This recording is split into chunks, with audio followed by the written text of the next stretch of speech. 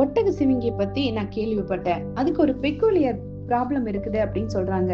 அதாவது ஒட்டக சிவிங்கி ஹைட்டா இருக்கிறதுனால அது குட்டி போடுற சமயத்துல குட்டி அந்த உயரமான இடத்துல இருந்து கீழே விழும்போது, தரையில விழும்போது அதனோட அதிர்ச்சியில அது மயங்கி விழுந்துரும்.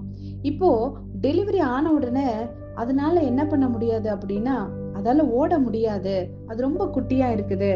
இப்போ அது மயக்கம் அடைஞ்ச குட்டியை விட்டுட்டு ஒட்டக சிவிங்கி எங்கேயும் தனியா போகவும் முடியாது. அப்போ அது என்ன பண்ணுதுன்னா, அந்த குட்டியை எழுப்பணும்.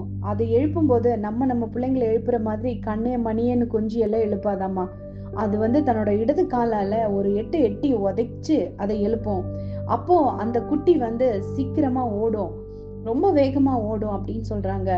ஏன் அது அப்படி எழுப்புது, அது ஏன் உதைக்குது அப்படின்னா, ஒட்டக சிவிங்கி குட்டியை உதைக்கிறது வலியை உண்டாக்குறதுக்காக அல்ல, வழியை உண்டாக்குறதுக்காக தான்.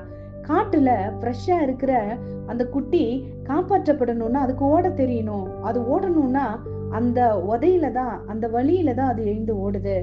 ஆமாங்க, நிறைய வலிகளும் வேதனைகளும் இன்னைக்கு நம்ம வாழ்க்கையில கூட இருக்குது. அதுக்கெல்லாம் நம்ம கவலைப்படக்கூடாது. அந்த வலிகளுக்காக நம்ம ஆண்டவருக்கு நன்றி சொல்லணும். நிறைய நேரத்துல நம்ம வாழ்க்கையிலும் ஆண்டவர் அந்த வலிகளை நமக்கு அனுமதிக்கிறது ஒரு வழியை உண்டாக்குறதுக்காக தான். அதுக்காக நம்ம கவலைப்படக்கூடாது.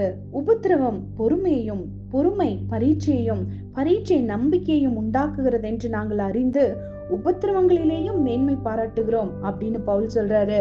ஆமாங்க, அது மட்டும் இல்ல, அதி சீக்கிரத்தில் நீங்கும் லேசான நம்முடைய உபத்திரவம் மிகவும் அதிகமான நித்திய கன மகிமையை உண்டாக்குகிறது அப்படின்னு வேதம் சொல்லுது.